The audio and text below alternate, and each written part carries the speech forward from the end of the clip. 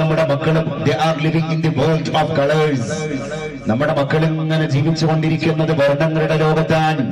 ഒരു ഭാഗത്ത് സോഷ്യൽ മീഡിയയിലൂടെ വാട്സപ്പ് അരങ്ങ് തകർക്കുകയാണ്, ഒരു ഭാഗത്ത് ട്വിറ്റർ അരങ്ങ് തകർക്കുകയാണ്, ഒരു ഭാഗത്ത് ഇൻസ്റ്റഗ്രാം അരങ്ങ് തകർക്കുകയാണ്, ഒരു ഭാഗത്ത് യൂട്യൂബ് അതിന്റെ സകലമായ സീമുകളെയും അതിലംഘിച്ച് കടന്നു പോവുകയാണ്. അതുകൊണ്ട് നമ്മുടെ കൗമാരങ്ങളിലെ മക്കൾക്ക് ഇന്നത്തെ പ്രധാന അജണ്ട അറ്റൻഷൻ സീക്കിംഗ് എന്ന് പറയുന്ന പ്രോബ്ലമാണ്. അതിനെ പരിഹരിക്കാൻ രക്ഷിതാക്കളെ ബാധ്യസ്ഥരാണ്. അറ്റൻഷൻ സീക്കിംഗ് എന്ന് പറഞ്ഞാൽ നമ്മുടെ കുട്ടികൾക്കിടയിൽ ഉണ്ടാകുന്ന ഒരു തരം മെന്റൽ ഡിസബിലിറ്റിയാണ്, അല്ലെങ്കിൽ മെന്റൽ ഡിസോർഡർ ആണ്. നമ്മുടെ കുട്ടികളുടെ യഥാർത്ഥ മാനസികാവസ്ഥയിൽ നിന്ന് പക്വമതികളാകേണ്ട സാഹചര്യങ്ങളിൽ നിന്ന് നമ്മുടെ മക്കൾ വഴുതി പോവുകയാണ്. ഒരു രക്ഷിതാവും ഒരു പിതാവും ഒരു മാതാവും ഒരു കുഞ്ഞിനും ഒരു സമ്മാനവും കൊടുത്തിട്ടില്ല. അത് ബർത്ത്ഡേ ഗിഫ്റ്റ് ആണെങ്കിലും ശരി, അത് ആനിവേഴ്സറിയുടെ ഗിഫ്റ്റ് ആണെങ്കിലും ശരി, അത് കുട്ടി A+ നേടിയതിന്റെ ഗിഫ്റ്റ് ആണെങ്കിലും ശരി, അത് നമ്മുടെ കുട്ടി മെറിറ്റോറിയസ് ആയതിന്റെ സർട്ടിഫിക്കറ്റുകളാണെങ്കിലും ശരി, ഒരു രക്ഷിതാവും ഒരു കുട്ടിക്കും ഒരു സമ്മാനവും കൊടുത്തിട്ടില്ല. നല്ല സംസ്കാരത്തെക്കാൾ വലിയ സമ്മാനം ഒരു രക്ഷിതാവിനും ഒരു കുട്ടിക്കും കൊടുക്കാൻ സാധ്യമായിട്ടില്ല. അതുകൊണ്ട് രക്ഷിതാവിന്റെ ഭാഗത്ത് നിന്ന് മക്കൾക്ക് കിട്ടേണ്ടത് അദബുൻ ഹസനൻ, നല്ല സംസ്കാരമാണ്, നല്ല മേനറാൻ, നല്ല ബിഹേവിയറാൻ, നല്ല കൾച്ചറാൻ. ആ മക്കളങ്ങനെ ശീലിച്ചിട്ട് നമ്മൾ പറയാറുണ്ടല്ലോ ചട്ടയിലെ ശീലം ചുടല വരെ, ചെറുപ്പകാലത്തിലുള്ള ശീലം മറക്കുമോ മാനുഷനുള്ള കാലം, കാരസ്കരത്തിൻ ഗുരുപാലിലിട്ടാൽ കാലാന്തരെ കൽപ്പു ശമിപ്പതുണ്ടോ.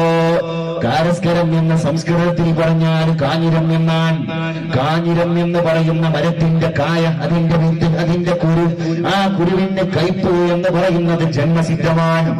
കാഞ്ഞിരത്തിന്റെ കയ്പൊന്നു പോകാൻ സാധാരണ കയ്പുകളെയൊക്കെ മാറ്റുന്ന ഔഷധ കൂട്ടായ പാലിൽ കൊണ്ടുപോയി കാഞ്ഞിരക്കുരുവിനെ നമ്മൾ നിക്ഷേപിച്ചാൽ ഒരിക്കലും കാഞ്ഞിരക്കുരുവിന്റെ കയ്പിനെ പാലിന് മാറ്റിയെടുക്കാൻ സാധ്യമല്ല. എന്ന് മാത്രമല്ല, പാലിനെ പോലും കാഞ്ഞിരക്കുരു കയ്പാക്കി മാറ്റിയിട്ടുണ്ടാകും. അതാണ് മക്കളുടെ ചെറുപ്പകാലത്തിന്റെ ഏറ്റവും വലിയ പ്രത്യേകത. അതുകൊണ്ട് ചൈൽഡ്ഹുഡ്, നമ്മുടെ കുട്ടികളുടെ ശൈശവ ദശ എന്ന് പറയുന്നത് ഒരു രക്ഷിതാവിനെ സംബന്ധിച്ചിടത്തോളം വളരെ പ്രധാനം, വളരെ നിർണായകം, വളരെ ക്രൂഷ്യൽ. അതുകൊണ്ട് ആ രീതിയിൽ തന്നെ മക്കളെ സമീപിക്കണം. ഇല്ലെങ്കിൽ ഒരുപാട് അരുതായ്മകളിലേക്ക് വേലികൾ കെട്ടിയ വേലികൾ അതിലംഘിച്ചിട്ട് നമ്മുടെ മക്കൾ കടന്നുപോകും. ഉറപ്പാൻ മക്കൾക്ക് ശരിക്ക് കൃത്യമായ രീതിയിൽ മക്കളുടെ വിഷയത്തിൽ ഇന്റർപ്രിട്ടേഷൻ നടത്തൽ പാരന്റ്സിന്റെ ഒരു റോളാണ്. ഇല്ലെങ്കിൽ ഒരുപാട് അപകടങ്ങളാണ്. നമ്മൾ ഇന്ന് അനാഥൻ അല്ലെങ്കിൽ യതീം എന്ന് വിളിക്കുന്നത് ഏത് കുട്ടികളെ പറ്റിയാണ്? പിതാവ് മരിച്ചുപോയ മക്കളെ പറ്റിയാണ് നമ്മളൊക്കെ അനാഥൻ എന്ന് വിളിക്കാറുള്ളത്. എന്നാൽ കവി നമ്മളെ പഠിപ്പിക്കുകയാണ്, ലൈസൽ യതീമുല്ലദീ ഖദ് മാത വാലിദുഹു ബാലിൽ യതീമുൽ യതീമുൽ ഇൽമി വൽ അദബി.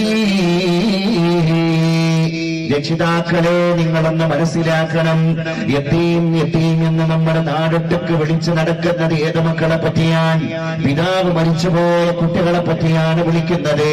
എന്നാൽ നിങ്ങൾ അത്തരം മക്കളെ പറ്റി യതീം എന്ന് വിളിക്കേണ്ട. അവരെ സംരക്ഷിക്കാൻ ഇവിടെ സംവിധാനങ്ങളുണ്ട്, അവരെ ഏറ്റെടുക്കാൻ ഇവിടെ സിസ്റ്റങ്ങളുണ്ട്. അവരുടെ വിദ്യാഭ്യാസം, അവരുടെ ഭക്ഷണം, അവരുടെ വസ്ത്രം, അവരുടെ പാർപ്പിടം, അവരുടെ മുന്നോട്ടുള്ള പ്രയാണം എല്ലാം ഏറ്റെടുക്കാൻ ഇവിടെ NGO കളുണ്ട്, എല്ലാം ഏറ്റെടുക്കാൻ ഇവിടെ അസോസിയേഷനുകളുണ്ട്, എല്ലാം ഏറ്റെടുക്കാൻ ഇവിടെ യൂണിയനുകളുണ്ട്. അതുകൊണ്ട് ലൈസൽ യതീമുല്ലദീ ഖദ് മാത വാലിദുഹു, പിതാവ് ചെറുപ്പത്തിലെ മരിച്ചുപോയ മക്കളെ പറ്റി നിങ്ങൾ അനാഥൻ എന്ന് വിളിക്കേണ്ട. കാലത്തിന്റെ പലകപ്പുറത്തുള്ള അനാഥനാരാൻ? ബാലിൽ യതീമുൽ യതീമുൽ ഇൽമി വൽ അദബി. യതീമുൽ ഇൽമി വൽ അദബ്. ഇൽമും അദബും നഷ്ടപ്പെട്ടവനാണ് യതീം. ഇൽമും അദബും നഷ്ടപ്പെട്ട കുട്ടികളാണ് യതീം. ആ യതീമുകളായ മക്കള് കാലത്തിന്റെ പലകപ്പുറത്ത് വർദ്ധിച്ചുകൊണ്ടിരിക്കുന്ന വേദനാജനകമായ സ്ഥിതിവിശേഷങ്ങൾക്കിടയിലൂടെയാണ് നമ്മൾ ജീവിച്ചുകൊണ്ടിരിക്കുന്നത്. പ്രത്യേകിച്ച് ഇന്നത്തെ സൊസൈറ്റിയിൽ ഉണ്ടായ ഒരു ഡ്രാസ്റ്റിക് ചേഞ്ച് എല്ലായിടത്തും. ഇപ്പൊ യൂറോപ്യൻ രാജ്യത്ത് ഒരു റോബോട്ടിനെ നിർമ്മിക്കപ്പെട്ടിട്ടുണ്ട്. ആ റോബോട്ടിന്റെ പേരാണ് സോഫിയ. ഒരു ഫീമെയിൽ റോബോട്ടാണ് സോഫിയ. ജനങ്ങളോട് സംസാരിക്കുന്നു. അത് മനുഷ്യനിർമ്മിതമായ റോബോട്ടാണ് എന്ന് പോലും കേൾക്കുന്ന ശ്രോതാക്കൾക്കോ കാണുന്ന ആളുകൾക്കോ തോന്നൂല. സോഫിയ ജനങ്ങളെ അഡ്രസ് ചെയ്യുകയാണ്, ജനങ്ങളോട് സംസാരിക്കുകയാണ്. ജനങ്ങളുടെ ചോദ്യങ്ങൾക്ക് കൃത്യമായ കുറിക്കുകൊള്ളുന്ന മറുപടി സോഫിയ കൊടുക്കുകയാണ്. പ്രശ്നങ്ങളെ പരിഹരിക്കാനുള്ള മാർഗങ്ങളെ സോഫിയ തന്റെ സംസാരങ്ങളിലൂടെ ജനങ്ങൾക്ക് നിർദ്ദേശിക്കുകയാണ്. ഈ അടുത്താൻ ഒരു കൃത്യമായി ഒരു മാസം മുമ്പ് ബംഗ്ലാദേശ് പ്രധാനമന്ത്രി ഷെയ്ഖ് ഹസീനയെ കാണാൻ സോഫിയ കടന്നു വരികയാണ്. ഷെയ്ഖ് ഹസീനയുമായി 2 മണിക്കൂർ നേരമാണ് സോഫിയ എന്ന് പറയുന്ന മനുഷ്യനിർമ്മിതമായ സ്ത്രീ റോബോട്ട് സംഭാഷണം നടത്തിയത്. അതുകൊണ്ട് യന്ത്രങ്ങൾ എന്ന് പറയുന്നത് നമ്മുടെ മന്ത്രങ്ങളെ പോലും ഏറ്റെടുത്ത സംവിധാനത്തിന്റെ ഉള്ളിൽ നമ്മുടെ കൈകളിൽ ഇരിക്കുന്ന ടെക്നോളജിയുടെ ഏറ്റവും വലിയ പ്രൊഡക്റ്റായ മൊബൈൽ ഫോണുകളാണ് നമ്മുടെ മക്കളെ നിയന്ത്രിക്കുന്നത്. ഈ അടുത്താൻ റഷ്യ ആസ്ഥാനമായി പ്രവർത്തിച്ചു കൊണ്ടിരിക്കുന്ന ഒരു യൂണിവേഴ്സിറ്റിയിലെ കമ്പ്യൂട്ടർ ടെക്നോളജിയിലെ വിദഗ്ധനായ എഞ്ചിനീയറായ വെറും 23 വയസ്സ് മാത്രം പ്രായമായ ഫിലിപ്പ് ബുഡീക്കിൻ എന്ന് പറയുന്ന ചെറുപ്പക്കാരനെ പോലീസ് കയ്യാമം വെച്ചിട്ട് ജയിലിലേക്ക് കൊണ്ടുപോയി.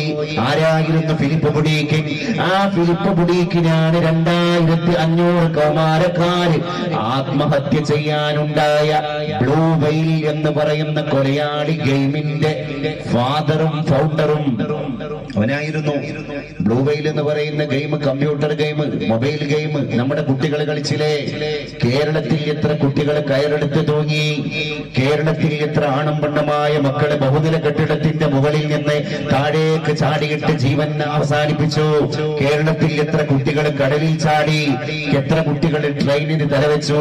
അതിന്റെ ഒടുക്കത്തെ എക്സാമ്പിളാണ് പാലക്കാട് ജില്ലയിലെ കുട്ടൻ എന്ന് പറയുന്ന 16 വയസ്സുള്ള കുഞ്ഞുമോൻ. അമ്മ പറയാൻ, കുട്ടൻ എന്റെ വീട്ടിലെ ഞങ്ങളുടെ മക്കളെ കൂട്ടത്തിലെ മൂത്ത മകനാൻ. കുട്ടന്റെ ചോട ഒരു കുഞ്ഞു പങ്ങളാൻ. അതുകൊണ്ട് അമ്മയായ എനിക്ക് കുട്ടന്റെ താഴെയുള്ള കുഞ്ഞു പങ്ങളുടെ കാര്യം ശ്രദ്ധിക്കേണ്ട കാര്യം പോലുമില്ലായിരുന്നു. എന്നേക്കാൾ ഉത്തരവാദിത്ത ബോധത്തോടുകൂടെ അവരുടെ ചേട്ടനായ കുട്ടൻ അവരുടെ കാര്യങ്ങളെല്ലാം ചെയ്തു കൊടുക്കുമായിരുന്നു. അവരുടെ പഠനത്തിന്റെ ട്യൂഷൻ ടീച്ചർ പോലും ചേട്ടനായ കുട്ടനാൻ. ആ കുട്ടനാണ് മാസങ്ങൾക്ക് മുമ്പ് അന്തർമുഖനായി നടക്കുന്നത്. അമ്മയോട് സംസാരം നിർത്തി, അച്ഛനെ പറ്റിയിട്ടുള്ള അന്വേഷണങ്ങൾ നിർത്തി. പ്രവാസിയായ അച്ഛനെ പറ്റി ചോദിക്കുന്ന പോലില്ല. വീട്ടിലെ കാര്യങ്ങളെല്ലാം മുറ പോലെ ചെയ്തിരുന്ന കുട്ടൻ എല്ലാ കാര്യങ്ങളും അനുസരണയോടുകൂടെ സാധനങ്ങൾ വാങ്ങിക്കൊണ്ട് വന്നിരുന്ന കുട്ടനെ പിന്നെ ആ കാര്യത്തിന് വിളിക്കേണ്ട കാര്യം പോലില്ലാതെ കുട്ടൻ അമ്മയോട് പറയാൻ, അമ്മേ ഇനി വീട്ടിലെ ഒരു കാര്യം നിങ്ങൾ എന്നെ ഏൽപ്പിക്കാൻ പാടില്ല. നമ്മുടെ കുഞ്ഞുമോളുടെ കാര്യം നിങ്ങൾ ഏറ്റെടുക്കണം. അതും ഇനി കുട്ടനെ ശ്രദ്ധിക്കാൻ നേരമില്ല. ആ നേരത്തും അമ്മക്ക് മനസ്സിലായില്ല പ്രിയപ്പെട്ട 16 വയസ്സുകാരനായ കുട്ടൻ ബ്ലൂ വെയിൽ എന്ന് പറയുന്ന കമ്പ്യൂട്ടറിലെ കൊലയാളി ഗെയിമിന്റെ ബലിയാടായി പോയിട്ടുണ്ട് എന്ന്. ആ കുട്ടനെ ആറ്റുനോറ്റ് പോറ്റി ഗർഭം ധരിച്ച് നൊന്ത് പ്രസവിച്ച അമ്മ പോലും അറിഞ്ഞില്ല. ഇതെവിടെയാണ്? ദൈവത്തിന്റെ സ്വന്തം നാടായ കേരളത്തിൽ സാക്ഷരതയിൽ നമ്മൾ 100%. കറുത്ത ഗണനായകൻ ടെലിവിഷന്റെ ചുടുചാനലിൽ പിടക്കുമുടലിനകം കുടലുമാല പിടയുംപടി മകന്റെ പുതുകണ്ണിനി കിടിലമാണ് പോലുത്സവം. നമ്മളെ കുട്ടികളൊക്കെ മാറിയത്. ബാലചന്ദ്രൻ ചുള്ളിക്കാടതിന്റെ നേർ ചിത്രം നമ്മുടെ മുമ്പിലേക്ക് കൊണ്ടുവരികയാണ്. മകന്റെ പുതുകണ്ണ്. നമ്മുടെ കണ്ണുകളല്ല മക്കളുടെ കണ്ണ്. അത് പുതിയ കണ്ണുകളാണ്. നമ്മൾ കാണുന്നത് ബന്ധുമിത്രാദികളുടെ അസുഖങ്ങളെ പറ്റിയിട്ടുള്ള കാഴ്ചകളാണ്. മൂത്തമ്മാന്റെ എക്സ്റേന്റെ ലിസ്റ്റാണ്, എളാപ്പാന്റെ മരുന്നിന്റെ ലിസ്റ്റാണ്. അത് പുതിയ തലമുറക്ക് കാണാൻ കണ്ണിന് കാഴ്ചയില്ല. അത് അവരുടെ മുമ്പിലേക്ക് വരുമ്പോ അവരുടെ കണ്ണിന് മൂടുപടം പോലെ തിമിരം വീടിരിക്കുകയാണ്. അതിനെപ്പറ്റിയാണ് ചുള്ളിക്കാട് പാടിയത്. മകന്റെ പുതുകണ്ണിനി കിടിലമാണ് പോലുത്സവം, അവന്റെ ചെവി കേൾക്കയിലിനി ഉറുമ്പുതൻ ഭാഷണം. മകന്റെ ചെവിയിലേക്ക് ഇനി ഉറുമ്പിന്റെ ശബ്ദം പോലും കേൾക്കൂല. പണ്ടത്തെ കുട്ടികളൊക്കെ പ്രകൃതി പ്രകൃതിയോട് അരിപറ്റി ജീവിക്കുന്ന മക്കളാണ്. ഞാൻ ചോദിക്കട്ടെ, കാട്ടാററിയാത്ത കുട്ടികളില്ലായിരുന്നു ഈ ഇരിക്കുന്ന തല നരച്ചു പോയ കാരണന്മാര്? അവരുടെ പിന്നിലിരിക്കുന്ന കാരണത്തികളായ നമ്മുടെ വയോധികരായ മാതാക്കൾ, ആ മാതാക്കളുടെ പിതാക്കളുടെ ഒരു ബാല്യകാലം നമ്മുടെയൊക്കെ മുമ്പിലൂടെ കടന്നുപോയിട്ടുണ്ട്. അവർക്ക് പരിമിതമായ സൗകര്യങ്ങളാണ് പഠിക്കാനുണ്ടായിരുന്നത്. സ്കൂളിൽ പോയി കഴിഞ്ഞാൽ പഠിക്കാനുള്ള സൗകര്യങ്ങൾ വളരെ പരിമിതം.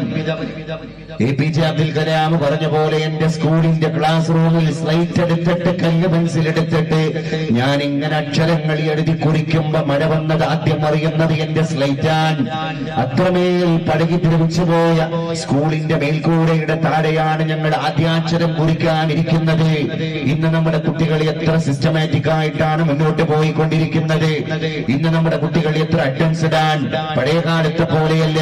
ശ്രീമാൻ രാഹുൽ ഗാന്ധി വന്നിട്ട് സദസ്സിൽ നിന്ന് ആരെങ്കിലും ഒന്ന് പരിഭാഷപ്പെടുത്താൻ ധൈര്യം കാണിക്കുമോ എന്ന് ചോദിക്കുമ്പോ ആഗോള നേതാവിന്റെ ഒരു പ്രഭാഷണത്തെ അയത്നലളിതമായി യാതൊരു അസ്വാഭാവികതയുമില്ലാതെ സഭാകമ്പം തൊട്ട് തീണ്ടുക പോലും ചെയ്യാതെ ഒരു മദ്രസാധ്യാപകന്റെ കുഞ്ഞുമോടെ വന്നിട്ട് പരിഭാഷപ്പെടുത്താനുള്ള ത്രാണിയിലെ ആധുനിക വിദ്യാഭ്യാസം ശാക്തീകരിക്കപ്പെട്ടിട്ടുണ്ട് എങ്കിൽ പൗരാണികതയിലേക്കുള്ള ഒരു തിരിച്ചു നടത്തം അനിവാര്യമാണ്. അന്ന് എത്ര പരിമിതികൾക്കുള്ളിലാണ് നമ്മുടെ രക്ഷിതാക്കൾ പഠിച്ചുകൊണ്ടിരിക്കുന്നത്. സ്കൂളിന്റെ വളഞ്ഞുപോയ കമ്പിക്കടയിൽ നിന്ന് ജനാലയുടെ അടികളെ കാണുന്ന ബാല്യകാലം, പൊട്ടിപ്പൊളിഞ്ഞ വരാന്തകളെ കാണുന്ന ബാല്യകാലം, മേൽക്കൂര നഷ്ടപ്പെട്ടു പോയ ബാല്യകാലം, ഗുരുവന്ദനത്തിന്റെ ഭാഗമായി മാവിന്റെ ചോട്ടിൽ വന്നിട്ട് ഗുരുമുഖത്ത് നിന്ന് അറയും തറയും എഴുതി പഠിപ്പിച്ചു പോയ ബാല്യകാലം, ആ സ്ലൈറ്റ് പിടിച്ചിട്ട് കല്ല് പെൻസിൽ പിടിച്ചിട്ട് മഴക്കാലത്ത് മഴയെ മാറി വായന്റെ ഇല പിടിച്ചിട്ട് ചേമ്പിന്റെ ഇല പിടിച്ചിട്ട് നടന്നുപോയ ബാല്യകാലം. ഇന്ന് ഞാൻ പ്രസിദ്ധനാൻ, ഇന്ന് ഞാൻ പ്രശസ്തനാൻ. അന്നത്തെ ബാലനാകുന്ന ഇന്ന് വലിയവനായി പോയ സകല ആളുകളും പാട്ടുപാടുകയാണ്. ഇന്ന് ഞാൻ പ്രസിദ്ധനാണ്, ഇന്ന് ഞാൻ പ്രസക്തനാൻ. ലോകം മുഴുവൻ എന്നെ നോക്കുകയാണ്. ഞാൻ പണ്ഡിതനാൻ, ഞാൻ സമ്പന്നനാൻ, നേടേണ്ടത് മുഴുവൻ നേടിക്കഴിഞ്ഞിരിക്കുകയാണ്. അതുകൊണ്ട് എന്റെ നേട്ടങ്ങളെല്ലാം നിങ്ങൾ തിരിച്ചെടുത്തോ, എന്റെ സമ്പത്തിനെയും നിങ്ങൾ കൊണ്ടുപോയിക്കോ, എന്റെ സമ്പാദ്യവും എന്റെ പ്രശസ്തിയും നിങ്ങൾ കൊണ്ടുപോയിക്കോ. അതിന് പകരം നിങ്ങൾ എനിക്ക് തരേണ്ടത്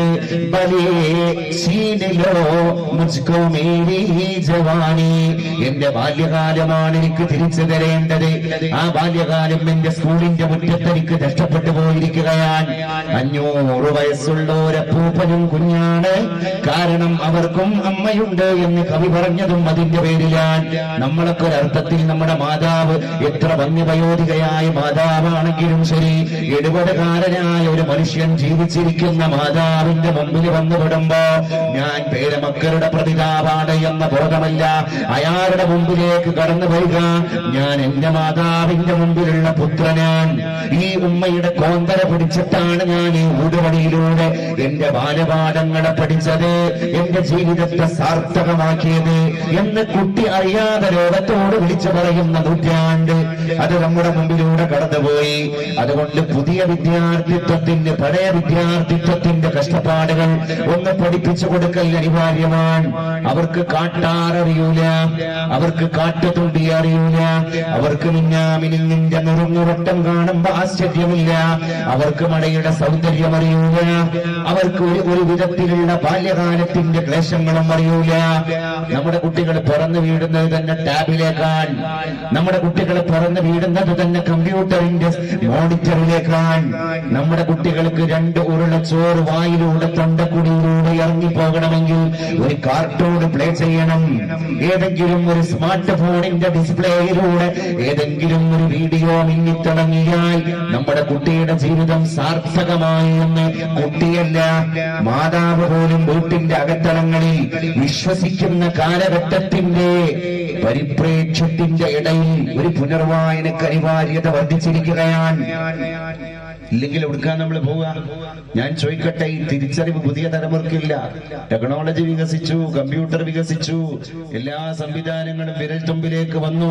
ഒരു വിരൽത്തുമ്പെന്ന് അമർത്തിക്കഴിഞ്ഞാൽ ലോകത്തിന് വിസ്ഫോടനാത്മകമായ മാറ്റങ്ങൾ കൊണ്ടുവരാൻ വീട്ടിൽ ഇരുന്നിട്ട് 2Gയിലൂടെ 3Gയിലൂടെ 4Gയിലൂടെ 4G+ലൂടെ സാധിക്കുന്ന കരവിരുതിന്റെ നൂറ്റാണ്ടിൽ ഞാനൊന്ന് ചോദിക്കട്ടെ എന്റെ പ്രിയപ്പെട്ടവരെ, ഇതൊക്കെ ഉണ്ടായിട്ടും നമുക്കൊന്നുമില്ല. നമ്മൾ യതീമാണ്. കാരണം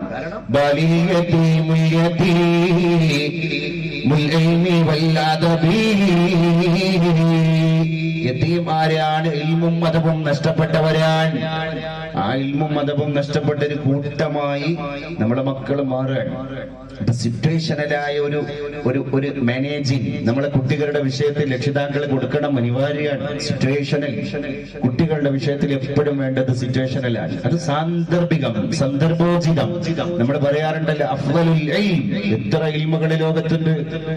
ഫിലോസഫി ഒരു ഇൽമാൻ, ജിയോഗ്രഫി ഒരു ഇൽമാൻ, ബോട്ടണി ഒരു ഇൽമാൻ, ഫിസിക്സ് ഒരു ഇൽമാൻ, കെമിസ്ട്രി ഒരു ഇൽമാൻ, മാത്തമാറ്റിക്സ് ഒരു ഇൽമാൻ, ഇംഗ്ലീഷ് ലിറ്ററേച്ചർ ഒരു ഇൽമാൻ, സോഷ്യോളജി ഒരു ഇൽമാൻ, ഇപ്പുറത്തെ ഹദീസ് ഇൽമാൻ, തഫ്സീർ ഇൽമാൻ, ഉസൂൽ ഹമ, അതെല്ലാം ഇൽമാൻ.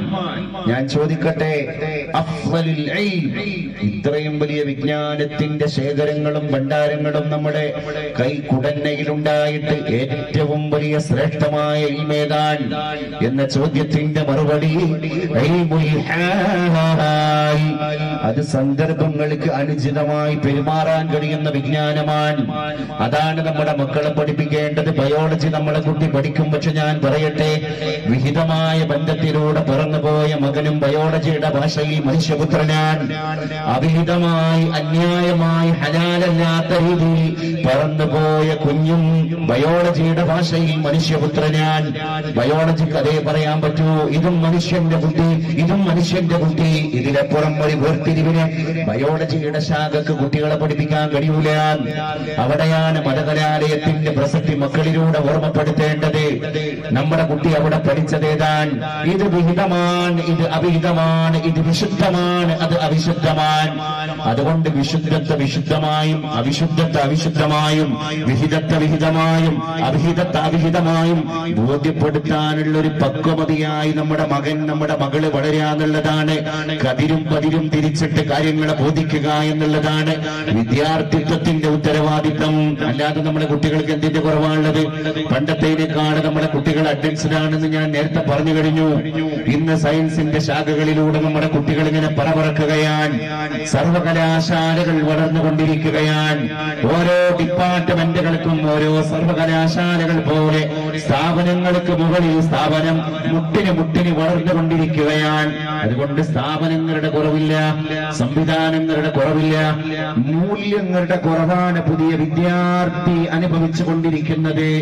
മൂല്യങ്ങളുടെ കുറവ് പരിഹരിച്ചേ മതിയാകൂ.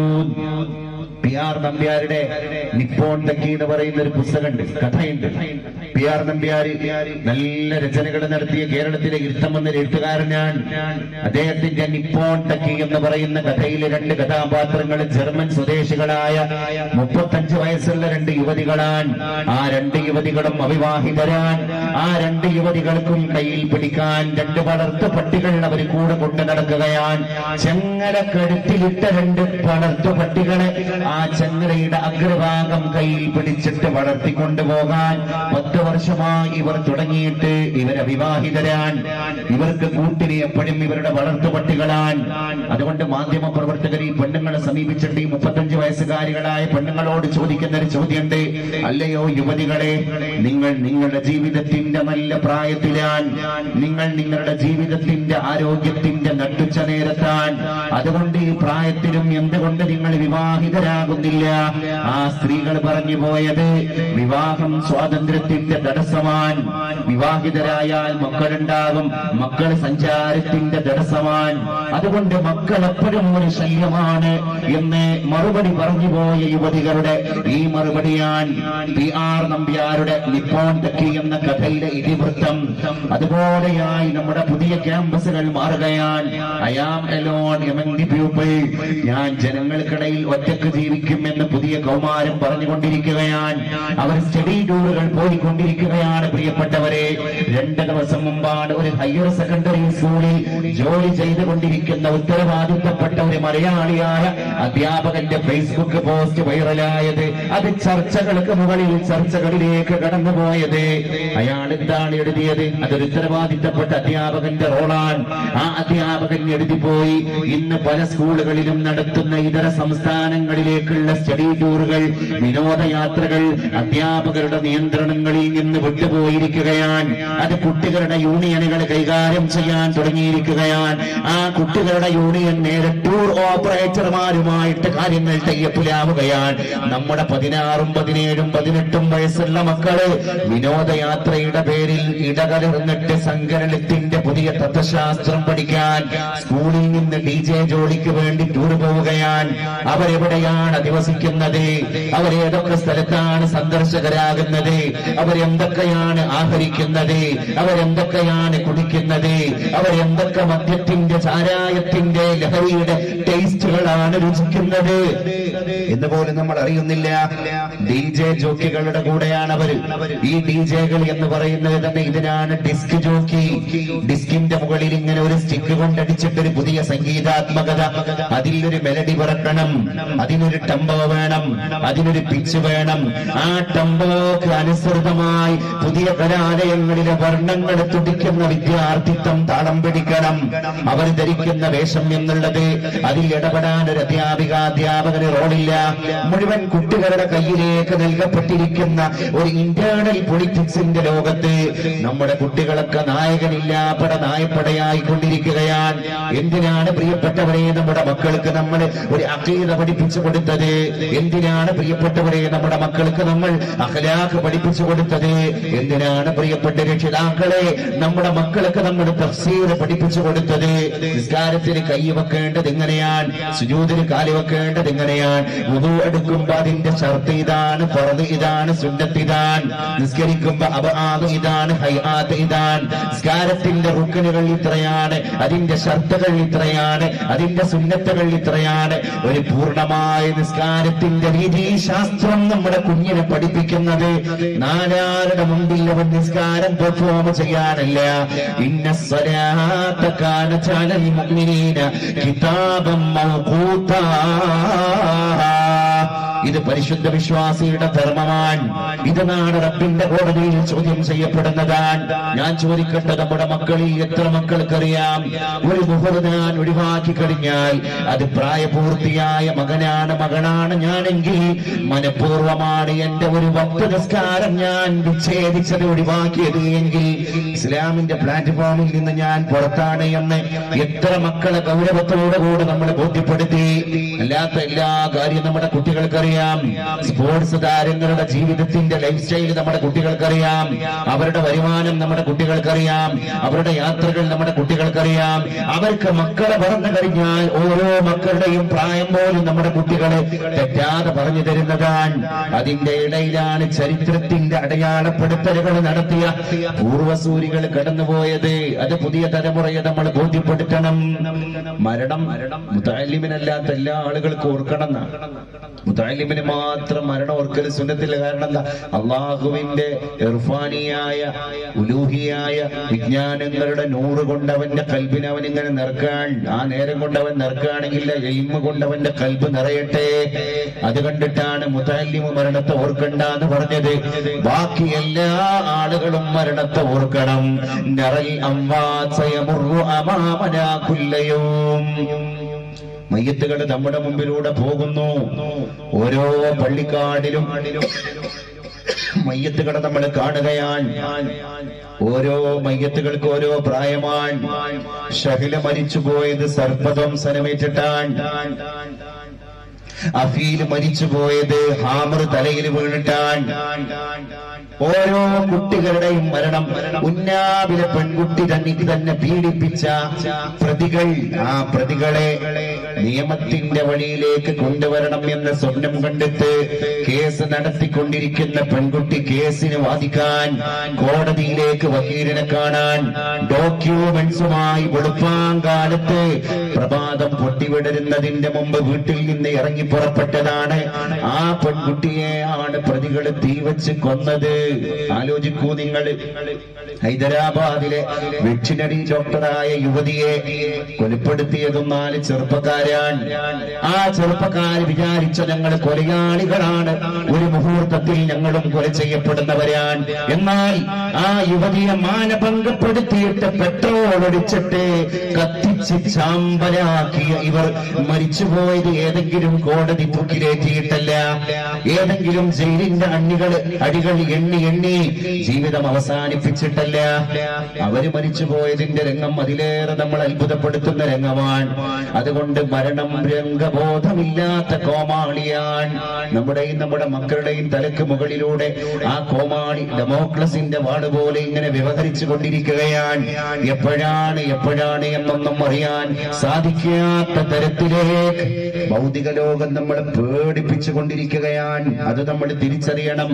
ഇന്നത്തെ പത്രത്തിൽ നമ്മൾ കണ്ടുപോയത് മാതാവ് കൊടുത്ത ഗുളിക, ഇത്ര വലിപ്പമുള്ള ഒരു ഗുളിക വായിലേക്ക് കൊണ്ടുപോയി തൊണ്ടക്കുഴിയിലൂടെ വയറ്റിലേക്ക് ഇറക്കുന്നതിന്റെ ഇടയിൽ ആ ഗുളിക തൊണ്ടയിൽ കുരുങ്ങി.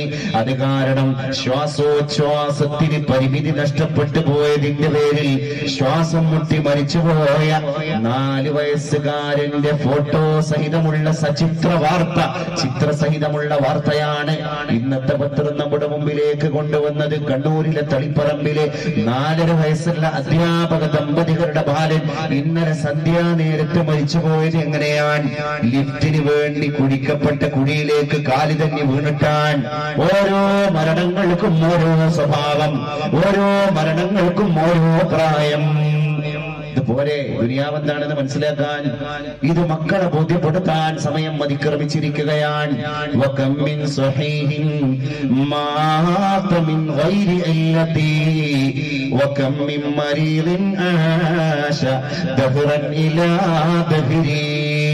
എത്രയെത്ര ആരോഗ്യ ദൃഢഗാത്രരായ യുവാക്കളാണ് പൊടുന്നനെ മരിച്ചു പോവാൻ. നല്ല ജിംനേഷ്യത്തിലൊക്കെ പോയി നല്ല പവർഫുൾ ബോഡിയാണ്. ആൾക്കാർ ഇങ്ങനെ കണ്ടിട്ട് അഭിപ്രായം പറയും, ഓ ഈ അടുത്തൊന്നും കൊളസ്ട്രോൾ വരൂല. അപ്പൊ വേറെ കുറച്ച് ആൾക്കാർ വന്നാണ്ട് അവരുടെ ഒപ്പീനിയൻ ഷെയർ ചെയ്തു, ഓ ഈ അടുത്തൊന്നും ഷുഗർ വരൂല. വേറെ കുറച്ച് ആൾക്കാർ പറഞ്ഞു, ഈ അടുത്തൊന്നും നിന്റെ ഹൃദയം ബ്ലോക്ക് ആവാനുള്ള സാധ്യതയില്ല. നമ്മൾ കൂടെ പ്രതീക്ഷ വെച്ച് പുലർത്തുകയാണ്. تقولن لشيء إني فاعل ذلك غدا إلا أن يشاء الله. അള്ളാന്റെ മശീഅത്തില്ലാതെ എന്താണ് ഇവിടെ നടക്കുക? പ്രിയപ്പെട്ടവരെ, അത് മക്കളെ ബോധ്യപ്പെടുത്തണം. കുട്ടി വന്നിട്ട് സ്കൂൾ വിട്ടിട്ട് നേരെ പോവാൻ, നീ എപ്പോഴാ വരിക? ഞാൻ ഉറപ്പാ ഉമ്മ മഗ്രിബ് കഴിഞ്ഞാ വരും, ഇൻഷാ അല്ലാഹ് പറയടാ. അവിടെ ഉമ്മ ഇടപെടണം പ്രിയപ്പെട്ടവരെ, അവിടെ ഉപ്പ ഇടപെടണം പ്രിയപ്പെട്ടവരെ. അതാണ് ഒരു കുട്ടികൾ ജനിച്ചു കഴിഞ്ഞാൽ രക്ഷിതാവിനെ സംബന്ധിച്ചിടത്തോളം ഒരുപാട് കർത്തവ്യമുണ്ട്. മക്കളെന്നും മക്കളാണ്. നമ്മൾ മക്കളിലേക്ക് ഇങ്ങനെ ആലോചിച്ച് നോക്ക്. നമ്മളെ മനസ്സിൽ തീ കത്തുന്നത് മക്കളുടെ പേരിലാണ്. ഈ ദുനിയാവിലെ ആദ്യം അവസാനിക്കൂലല്ലോ. നമ്മളെ സംബന്ധിച്ചിടത്തോളം പെൺകുട്ടിയാണെങ്കിൽ, ഒരു പെണ്ണാണെങ്കിൽ, അവളൊരു മകളാണെങ്കിൽ കല്യാണം കഴിഞ്ഞു, പിന്നെ അവൾക്ക് മക്കളില്ല എന്നുള്ള ആശങ്കയാണ്. ഒരുപാട് പ്രാർത്ഥനകളും ഒരുപാട് നേർച്ചകളും ഒക്കെ ആയിട്ട് അവള് ഗർഭിണിയായി. അപ്പൊ പുതിയ ഗർഭകാലത്ത് അതിന് മുമ്പുണ്ടായിരുന്ന ആദ്യം മക്കളില്ല, ഗർഭധാരണം നടക്കണില്ല എന്നുള്ള ആദ്യം. പിന്നുള്ള പേടി എന്താ? ഗർഭം ധരിച്ചല്ലോ എന്നുള്ള പേടി. കാരണം ഇനി ജീവിതത്തിന്റെ സ്വഭാവം മാറാൻ, ഇനി ശരീരത്തിൽ നീരുകെട്ടി വീർക്കാൻ, ഇനി പ്രഷർ അടിച്ചു കയറാൻ, ഇനി ശരീരത്തിന്റെ സ്വഭാവങ്ങൾക്ക് വ്യതിയാനം സംഭവിക്കാൻ.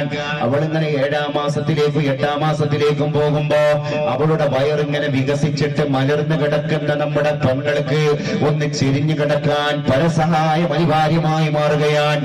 എത്ര ക്ലേശത്തോടുകൂടെയാണ് അവൾ കാര്യങ്ങളെ ഗ്രഹിക്കുന്നത്. പിന്നെന്താ അടുത്ത പേടി? ഒരു ഉമ്മയാവണം, പ്രസവിക്കണം. പ്രസവം നടക്കുമ്പോ ഏതൊക്കെ രീതിയിലുള്ള പ്രസവാകും? അത് പ്രയാസാവോ? അത് ബുദ്ധിമുട്ടാവോ? അതുകൊണ്ട് ഞാൻ കഷ്ടത്തിലാകോ? അങ്ങനെ ഒരു നോർമൽ ഡെലിവറി കഴിഞ്ഞാലും പ്രസവം കഴിഞ്ഞാലും പിന്നെ പേടി മക്കളെ വിഷയത്തിലാണ്. ഈ മക്കളെ വിഷയത്തിലുള്ള പേടി ഗ്രാജ്വലി തുടങ്ങി. നമ്മൾക്ക് ഇങ്ങനെ ഓരോ ദിവസവും എന്റെ കുഞ്ഞ് ഉറങ്ങുന്ന സമയത്ത് രാത്രി കാലങ്ങളിൽ കുഞ്ഞിന്റെ മുഖത്തേക്ക് ശീല വീണിട്ട് ശ്വാസം മുട്ടുവോ?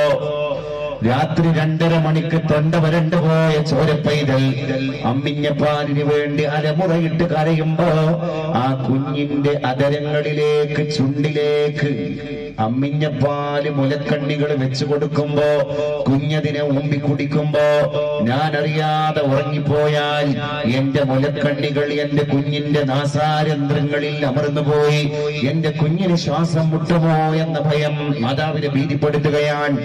ഓരോ ചലനങ്ങളിലും കരുവാന്റെ ആലയിലെ മുയലിനെ പോലെ ഒന്ന് പേടിക്കുകയാണ്. മുട്ടിന് പേടിയാൻ. പിന്നെ കുഞ്ഞൊന്ന് വളർന്ന് അടുത്ത സ്റ്റേജിലെത്തി, നടക്കാൻ തുടങ്ങി, പിച്ച വെക്കാൻ തുടങ്ങി. അപ്പോഴും ഭയം. കുഞ്ഞ് വീണുവോ? എന്റെ കുഞ്ഞ് വീഴുവോ? ഓരോ സ്ഥലത്തും നമ്മളെ കുട്ടികൾ പേടിച്ചുകൊണ്ട് നമ്മളെ മക്കളെ വളർത്താൻ.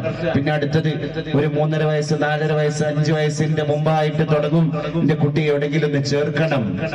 മക്കളെ ചേർത്തി കഴിഞ്ഞാലോ സ്കൂൾ ജീവിതമായിട്ട് കുട്ടി പൊരുത്തപ്പെടുന്നുണ്ടോ? എന്റെ കുട്ടിന്റെ പഠനം എങ്ങനെയുണ്ട്?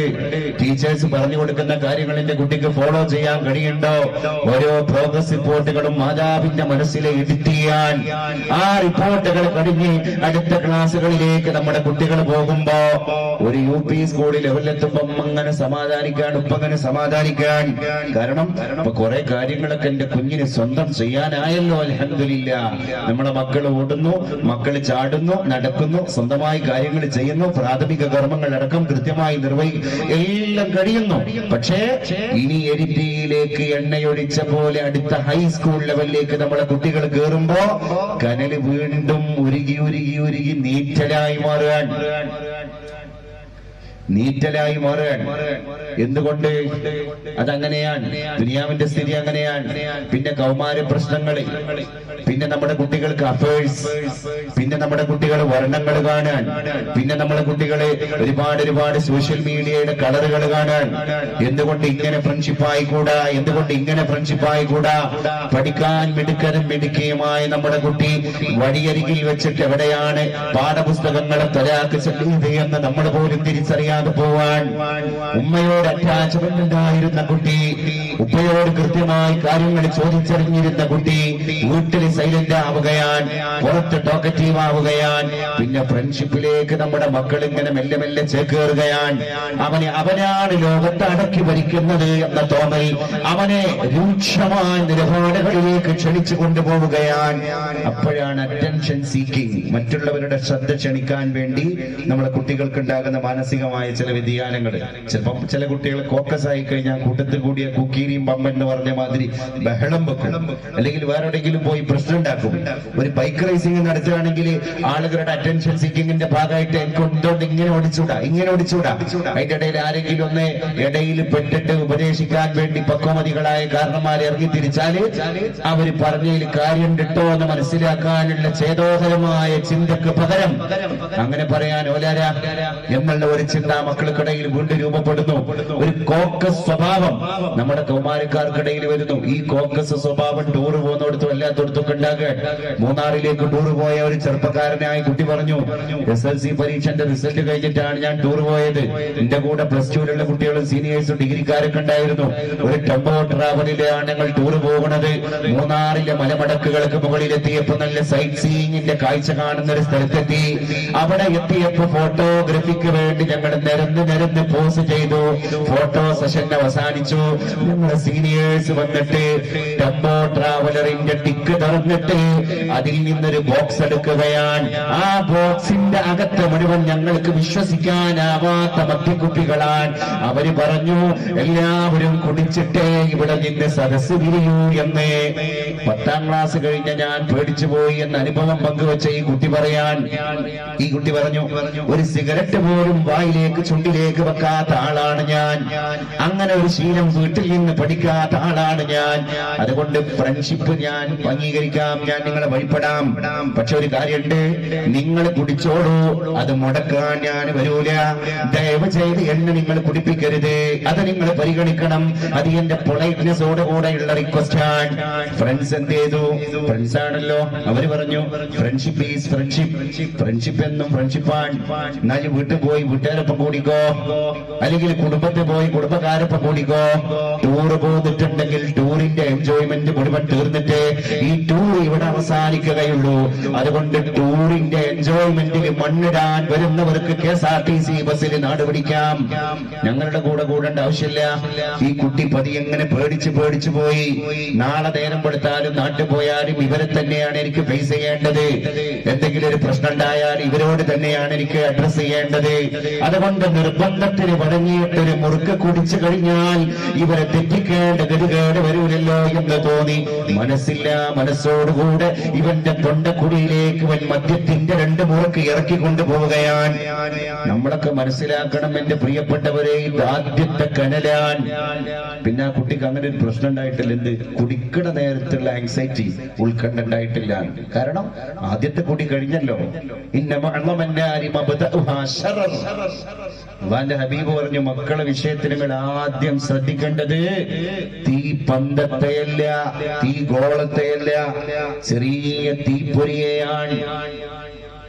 കുട്ടികളുടെ വിഷയത്തിൽ അങ്ങനെ ഒരു സ്വഭാവം എന്റെ കുട്ടിക്കുണ്ടോ എന്ന് തോന്നിപ്പോയാൽ അവിടെ നിങ്ങൾ ക്യാച്ച് ചെയ്യണം, അവിടെ നിങ്ങൾ ഇടപെടണം, അവിടെ നിങ്ങൾ സിറ്റിംഗ് നടത്തണം. ഇല്ല, അങ്ങനെയൊന്നും ഉണ്ടാവില്ല. നമ്മൾക്ക് വളരെ സുതാര്യതയുടെ ലോകമാണല്ലേ ഇന്ന്. അതുകൊണ്ട് ലിബർട്ടി, വളരെ ലിബറലായിട്ട് ചിന്തിക്കുന്ന പേരൻസിന്റെ യുഗമാണ്. ചാനലിലൊക്കെ ചർച്ചയ്ക്ക് വരുന്ന ചില സ്ത്രീകളുണ്ടല്ലോ, ആ സ്ത്രീകളൊക്കെ വന്നാണ്ട് ഇങ്ങനെ പറയുന്ന ചില കാര്യങ്ങളുണ്ടല്ലോ. എന്തിനാണ് അടക്കി നിർത്തുന്നത്? അച്ചടക്കം എന്ന് പറഞ്ഞാൽ അച്ചടക്കം പഠിപ്പിക്കാൻ, വേറൊന്നുമില്ല. ആ മക്കൾക്ക് നമ്മൾ എൻജോയ്മെന്റ് കൊടുക്കണം. അങ്ങനെ ടൂറ് പോകാൻ പൂതിയുള്ള രക്ഷിതാക്കൾ കുടുംബസമേതം ഒന്ന് വിനോദയാത്രക്ക് പോകട്ടെ. ഒരു റിലാക്സേഷൻ കിട്ടിയല്ലോ. മക്കളുടെ മുമ്പിൽ കുടുംബസമേതം റിലാക്സ് ആവാൻ കഴിയാന്ന് പറഞ്ഞാൽ A happy family is an earliest heaven. അങ്ങനെ സന്തോഷം മനസ്സിലേക്ക് തേട്ടി വന്ന കുടുംബം നിങ്ങൾക്ക് നേരത്തെ കിട്ടിയ സ്വർഗമാണ്. നമ്മുടെ വീടിനെ സ്വർഗമാക്കി മാറ്റാൻ നമുക്ക് കഴിഞ്ഞോ? ഹാപ്പി ഫാമിലി, സന്തോഷമുള്ള ഒരു കുടുംബം ഈസ് ആൻ ഏർലിയസ്റ്റ് ഹെവൻ. നിങ്ങൾക്ക് സാക്ഷാൽ സ്വർഗത്തിലേക്ക് പോകുന്നതിന്റെ മുമ്പ് നിങ്ങളുടെ കയ്യിൽ കിട്ടിയ സ്വർഗമാണ് ഹാപ്പി ഫാമിലി. കഴിഞ്ഞ SLC പരീക്ഷയ്ക്ക് നല്ല മാർക്ക് നേടിയ ഒരു മിടുമിടുക്കനായ പയ്യൻ ഈ കഴിഞ്ഞ ഹയർ സെക്കൻഡറി എക്സാമില് പല വിഷയങ്ങളിലും ഉഴപ്പിപ്പോയി. പല വിഷയത്തും A+ പകരം ഫ്ലോപ്പായി പോയി. എന്താണ് നീ ഫ്ലോപ്പ് ആവാൻ കാരണമെന്ന് ടീച്ചേഴ്സ് വന്നിട്ട് ഈ കുട്ടിയോട് അന്വേഷിച്ചപ്പോ ഈ കുട്ടി പറഞ്ഞത്, ഇശാമഗ്‌രിബിന്റെ ഇടയിൽ ഞാൻ പഠിക്കാൻ വേണ്ടി പുസ്തക കെട്ടുകൾ തുറന്നു കഴിഞ്ഞാൽ എന്റെ വീടിന്റെ അടിത്തട്ടിൽ ബഹളം കൊണ്ട് ബഹളമാണ്. ആരാണ് ബഹളം വെക്കുന്നത്? അതൊരു യുദ്ധഭൂമിക്ക് സമാനമാണ്. അത് എന്റെ മാതാപിതാക്കളുടെ സംഘർഷമാണ്. ഉപ്പയും ഉമ്മയും തമ്മിൽ യാതൊരു സ്വരച്ചേർച്ചയില്ല എന്നാണ് ഹയർ സെക്കൻഡറിയിൽ പഠിക്കുന്ന കുട്ടിക്ക് അധ്യാപകരുടെ മുമ്പിൽ പരാതി പറയേണ്ടി വന്നത്. ആ ഫാമിലിക്ക് എങ്ങനെ സ്വർഗാവാൻ കഴിയും? ആ ഫാമിലിക്ക് എങ്ങനെ വീടിനെ സ്വർഗാക്കാൻ കഴിയും? ഒരു ഭാഗത്ത് നമ്മൾ മക്കളെ കുറ്റപ്പെടുത്തുന്നു. ആ മക്കളുടെ സ്വഭാവങ്ങൾക്ക് വൈകൃതങ്ങൾ സംഭവിക്കാനുള്ള കാരണം നമ്മുടെ വീട്ടു സാഹചര്യമാണ് എന്ന് പഠിക്കാൻ, അന്വേഷിക്കാൻ നമ്മളാരും വരുന്നില്ല. മക്കള് ശരിക്കും നമ്മൾ ആലോചിക്കുകയാണെങ്കിൽ അല്ലാഹു 2 പ്രയോഗമാണ് മക്കളെ പറ്റി പറഞ്ഞത്.